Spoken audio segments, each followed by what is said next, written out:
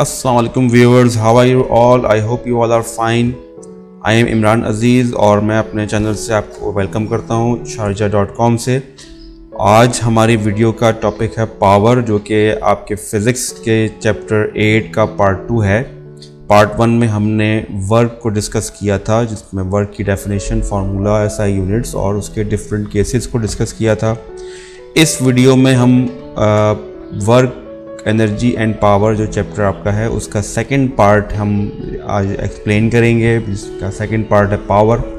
इसकी डेफिनेशन को भी हम डिस्कस करेंगे, फार्मूला देखेंगे, एसआई यूनिट्स देखेंगे और इसके अलावा इसमें पावर और वेलोसिटी का रिलेशनशिप जो है उसको भी हम ड्राइव करेंगे, प्रूव करेंगे।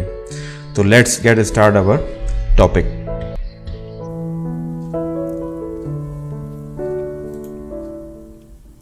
सबसे पहले पावर की डेफिनेशन है, the rate of doing work is called power. यानी पावर इज़ वर्क डन जो कि किसी यूनिट टाइम में हो या पर सेकंड के हिसाब से जो वर्क डन हो उसे हम पावर कहते हैं। इसको हम इस तरह भी डिफ़ाइन कर सकते हैं, the amount of work done और energy consumed in a unit time is called power.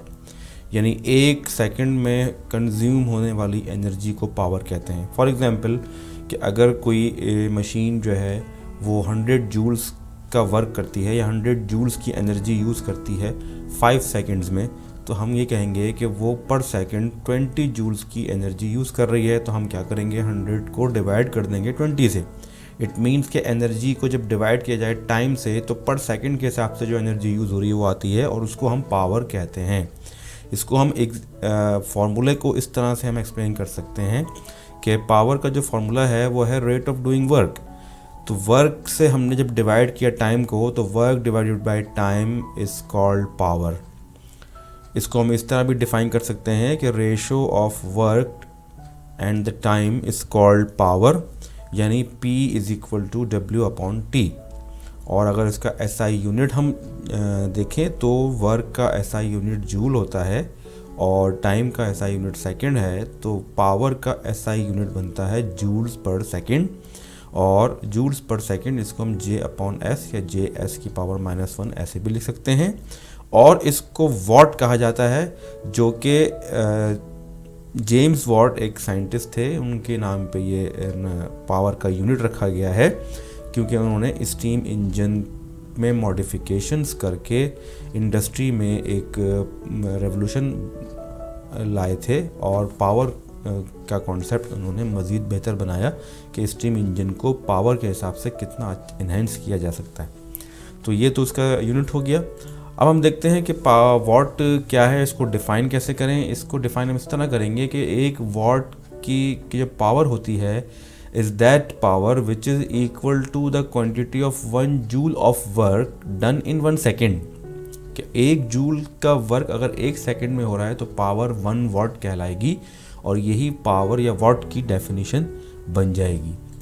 Power के और भी यूनिट हैं वॉट के अलावा, क्योंकि वॉट एक छोटा यूनिट है, लिहाजा पावर के बड़े यूनिट्स इस्तेमाल होते हैं। For example kilowatt. किलोवाट का मतलब ये हो गया कि 1000 वाट के बराबर अगर पावर है तो उसको हम 1 किलोवाट कहते हैं। इट मीन्स कि अगर पावर वाट से किलोवाट में कन्वर्ट करनी हो तो हम 1000 से डिवाइड कर देते हैं। इसी तरह से मेगावाट पावर का एक और बड़ा यूनिट है विच इज़ 1 मेगावाट और 10⁻⁶ वाट, यानी कि 1 मिलियन वाट के बराबर जो पावर होती है उसको 1 मेगावाट कहा जाता है। इसी तरह हॉर्स पावर पावर का एक और यूनिट है जो कि ब्रिटिश इंजीनियरिंग सिस्टम में यूज़ होता है और 1 हॉर्स पावर जो है वो 746 वाट्स के बराबर है। एक्चुअली हॉर्स पावर का जो कॉन्सेप्ट है वो एक घोड़ा गाड़ी जो होती है, तो वो घोड़ा जो पावर यूज़ करता है चलने के लिए, तो वो उस पावर को हम हॉर्स पावर कहते हैं और ये 746 वाट्स की पावर होती है। इसी तरह से पावर डिपेंड करती है 2 चीज़ों पे, यानी कि एक तो वर्क डन पे या एनर्जी पे और दूसरा टाइम पे। इट मीन्स कि पावर जो है अगर देखें तो वर्क अपॉन टाइम है, तो वर्क के साथ पावर का रिलेशनशिप डायरेक्टली प्रोपोर्शनल है, जबकि टाइम के साथ पावर का रिलेशनशिप इन्वर्सली प्रोपोर्शनल है, क्योंकि टाइम यहाँ डिवाइड या अपॉन में है। तो इसका मतलब ये हो गया कि पावर इंक्रीज़ हो सकती है अगर वर्क डन फास्टर हो या एनर्जी ट्रांसफर्ड हो कम वक्त में। तो वर्क डन जितना ज़्यादा होगा उतनी ही ज़्यादा पावर होगी, और अगर वर्क डन ज़्यादा नहीं है, सेम है दो चीज़ों का, तो जो वर्क डन बॉडी कम टाइम में कर रही है उसकी पावर ज़्यादा होगी, यानी टाइम अगर लेस होगा तो एनर्जी ट्रांसफ़र ज़्यादा होगा, यानी पावर इंक्रीज़ हो जाएगी। तो इसका मतलब ये हो गया कि less time is equivalent to more power, और more energy is also equal to more power. तो these are the two factors, time and energy, जो कि पावर की वैल्यू को डिटरमाइन करते हैं कि पावर इंक्रीज़ होगी या डिक्रीज़ होगी। तो आई होप कि आपको ये पावर की डेफिनेशन, उसका मैथमेटिकल फार्मूला और उसका एसआई यूनिट समझ में आया होगा। तो आप इसको ज़रूर रिव्यू कर लीजिए। नाउ हम पावर को एक एग्जाम्पल से समझते हैं ताकि ज़्यादा मज़ीद हमें क्लियर हो जाएगा कि पावर का कॉन्सेप्ट क्या है। इसमें हम देखेंगे कि दो कार्स आप देख रहे हैं, ये दोनों कार्स एक ही पॉइंट से स्टार्ट होंगी, और हम इसमें सपोज कर लेते हैं कि दोनों ने सेम एनर्जी यूज़ की है और सेम वर्क डन करती हैं 176 जूल्स का, और ये स्टार्ट होंगी यहाँ से, और यहाँ से यहाँ तक ये दोनों बॉडीज़ अपना डिस्टेंस कवर करेंगी। जब डिस्टेंस कवर करेंगी तो वर्क डन होगा, और ये वर्क डन हमने कैलकुलेट कर लिया है 176 जूल्स का। अब देखते हैं कि वर्क डन करने की स्पीड इन दोनों की क्या है, क्या सेम है या डिफरेंस है। तो हम इसको स्टार्ट करते हैं। लेट्स स्टार्ट, ये दोनों कारें स्टार्ट होती हैं, और अब देख रहे हैं कि दोनों कार्स में से एक कार जो है वो 8 सेकंड्स का टाइम ले रही है, और दूसरी कार जो है वो 11 सेकंड्स में वही वर्क कर रही है।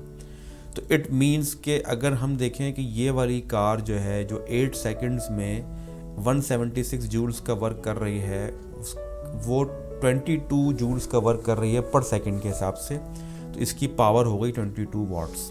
इसी तरह से सेकंड कार जो है वो वही 176 जूल्स का वर्क कर रही है, और लेकिन वो कर रही है 11 सेकंड में, यानी ज़्यादा टाइम ले रही है।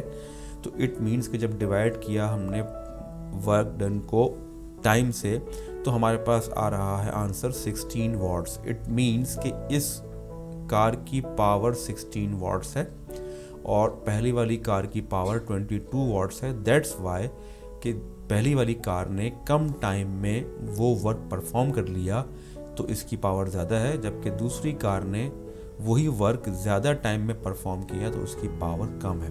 तो नाउ आई होप कि आपको ये कॉन्सेप्ट समझ में आया होगा।